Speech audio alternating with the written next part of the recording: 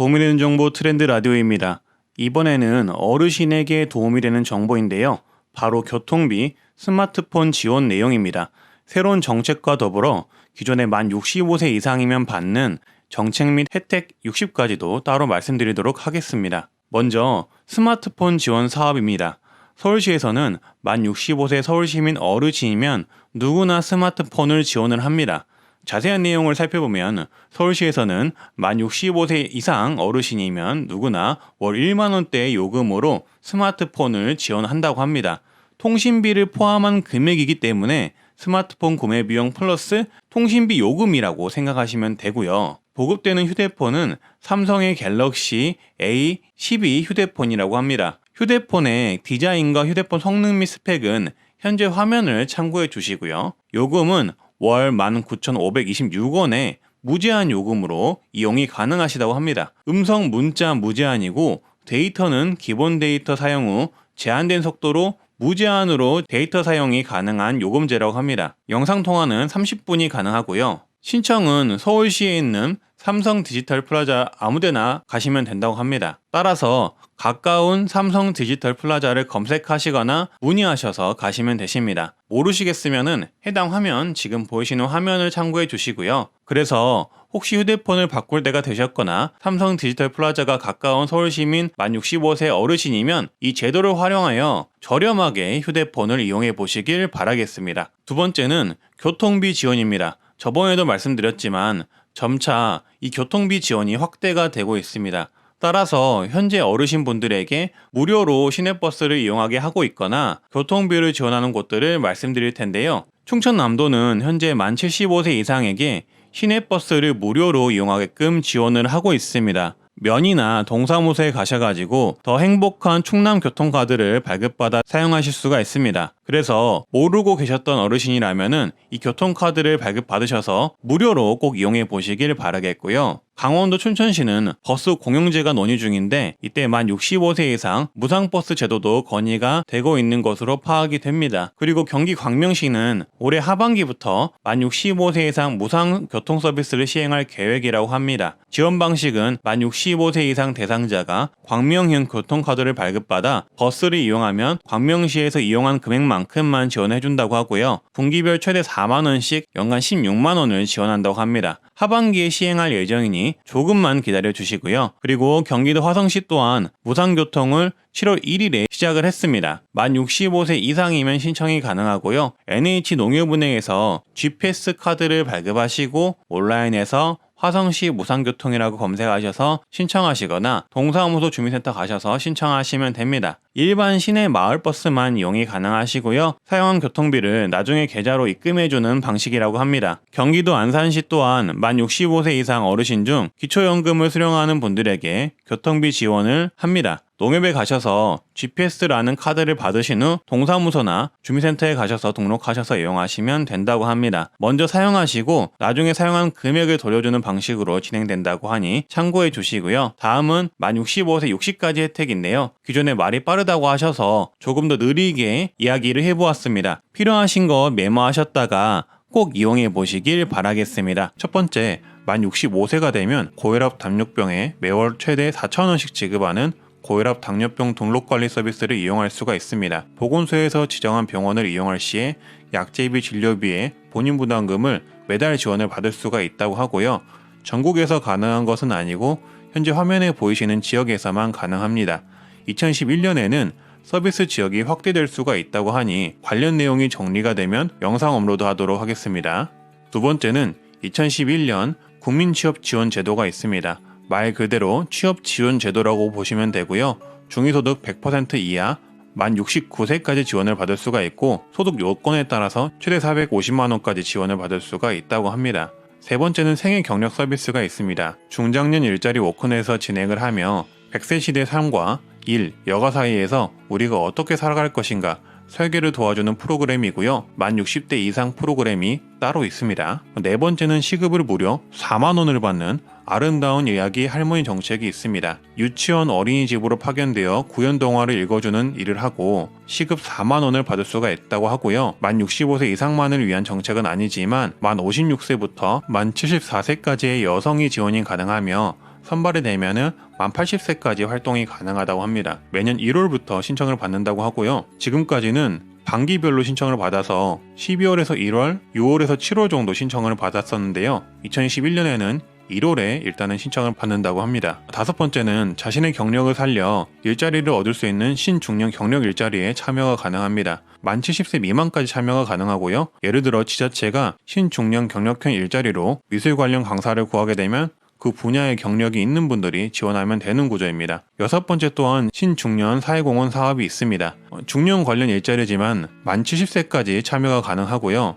경력형 일자리와 성격이 비슷하지만 봉사의 개념으로 보시면 됩니다. 경력이 있는 분들이 사회공헌 활동에 참여 시 참여수당을 지급하는 구조입니다. 일곱 번째는 노인 일자리의 지원이 가능해집니다. 특히나 만 65세는 공공 일자리, 돌봄 서비스 일자리에 참여가 가능해지고 그 밖에도 시험 감독관, 주유원, 작은 매장, 간단한 택배, 노인 예방 지원 등 다양한 일자리를 지원할 수가 있습니다. 자세한 내용은 네이버에서 노인 일자리 여기 사이트를 검색해 들어가시면 볼 수가 있습니다. 여덟 번째는 최대 1,000만원까지 연 1% 대출을 해주는 실보론, 즉 노후 긴급자금 대부 사업을 이용하실 수가 있습니다. 이자는 매번 달라질 수가 있고요. 만 60세 이상 국민연금 수급자가 전월세 자금, 의료비, 장제비 등의 이유로 긴급자금이 필요할 때 받을 수가 있다고 합니다. 아홉 번째는 치매 검진을 무료로 받을 수가 있습니다.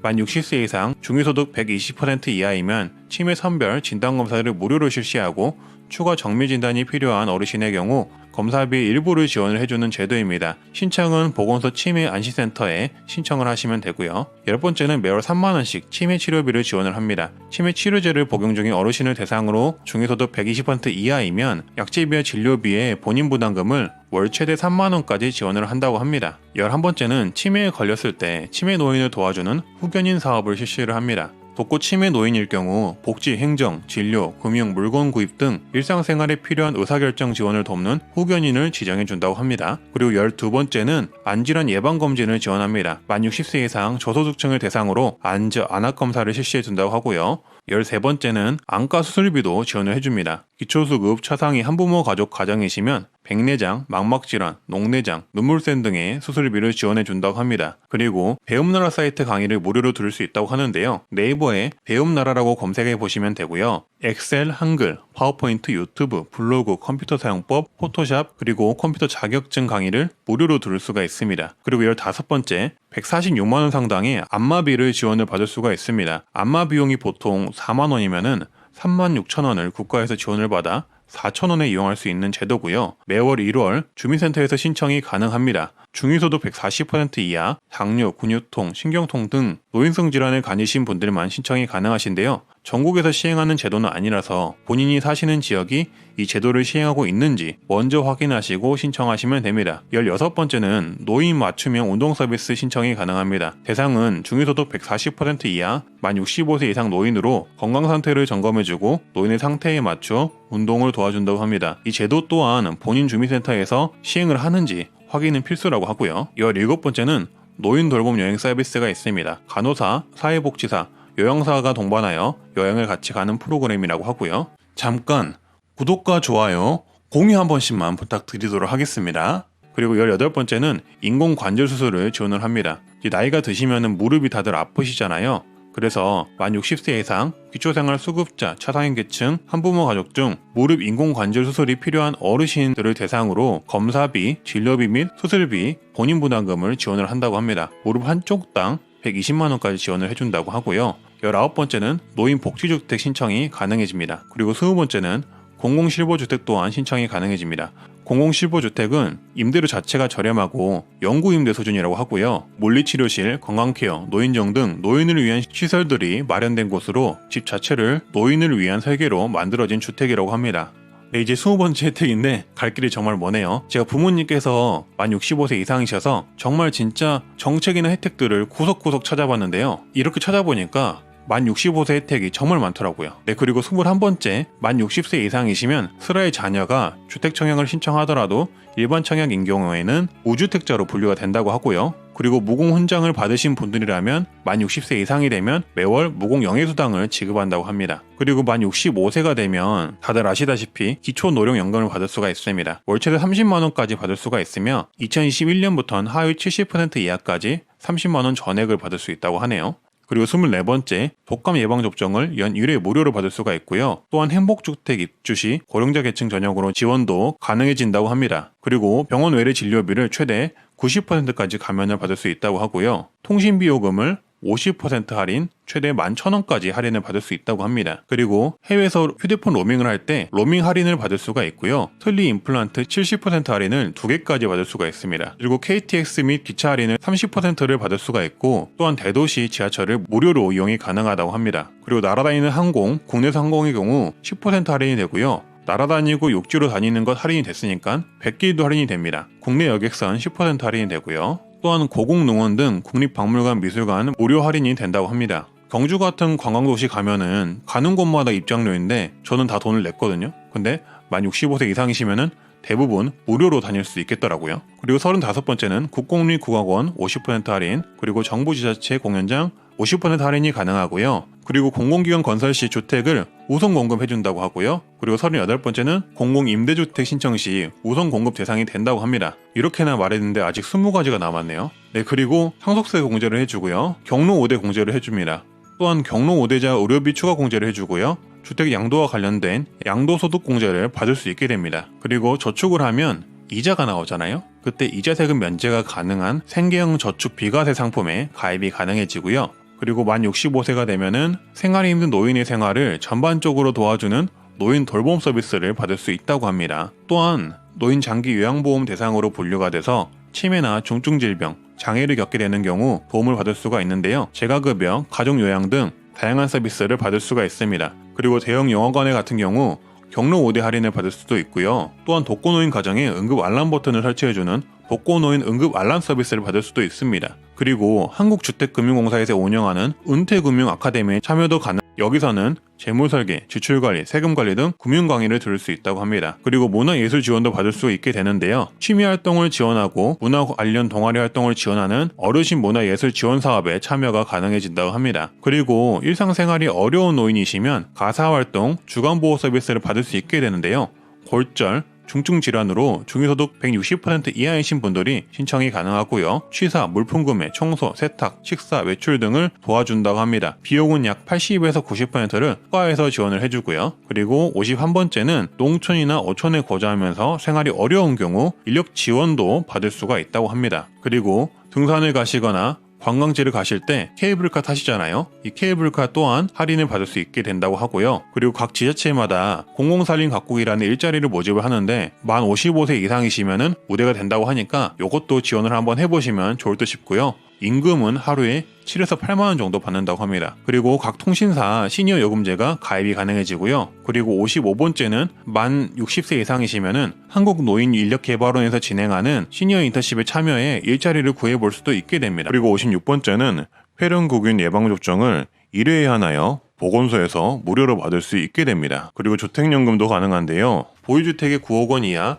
만 55세 이상 어르신이면 집을 담보로 맡기고 내 집에 살면서 매월 연금 수령이 가능하다고 합니다. 최근에는 오피스텔도 가능해지게 되었고 주택을 공시지가로 계산을 하는 방향으로 변경이 되었다고 하니까 참고를 해주시고요. 예를 들어 설명하자면 집값이 3억 원인 55세 가입자는 매월 46만원, 70세 가입자는 매월 89만 5천원 정도를 받을 수 있다고 합니다. 신청은 한국주택금융공사 방문 신청이 가능하다고 합니다. 그리고 농지연금도 가능해지게 됩니다. 농지연금은 농지를 담보로 빌려주고 안정적인 노후자금을 연금처럼 받는 시스템입니다.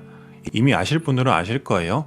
그래서 만 65세 이상이고 영농 경력이 5년 이상 되시는 농업인만 가능하고 2년 이상 보유한 농지만 연금 신청이 가능하시다고 합니다. 주소지로부터 30km 이내에 있는 농지만 가능하다고 하니까 참고를 해주시고요. 신청은 네이버에 농지연금을 검색하셔서 신청하시면 됩니다. 그리고 59번째는 운전면허 자진 반납 시 교통비 지원을 하는데요. 요거는 뭐 아시다시피 만 65세부터 70세 이후 정도의 지자체별로 다르게 시행을 합니다. 그래서 만약에 본인 지자체가 만 65세 이상이신데 운전면허를 자진 반납을 할 때 소정의 교통비를 지원을 한다면은 이 정책도 꼭 알고 계시고 참여를 해 보시고요. 그리고 마지막으로 이거는 만 70세 이후 혜택이신데요. 만 70세 이후이신 분들은 국민행복기금에서 생활비 등 명목으로 대출을 할 때 대출 금리 인하를 30%를 해준다고 하고요. 지자체마다 다르지만 목욕비나 그리고 미용비, 그리고 장수수당을 70세 이후 분들한테는 지원을 해드린다고 합니다. 요거는 지자체별로 정책이 다르기 때문에 혹시라도 필요하신 분들은 조금이라도 알고 계셨으면 좋겠습니다. 네, 오늘은 이렇게 만 65세 혜택 새로운 정책인 스마트폰 지원과 교통비 지원을 말씀드리고 나머지 혜택도 말씀드렸었는데요. 앞으로도 이렇게 어르신들에게 도움이 될 만한 정책이 나오면 말씀드릴 예정이고요. 구독과 좋아요, 알람 설정 해주시면 감사하겠습니다. 다들 좋은 하루 되시고요. 다들 웅빠이!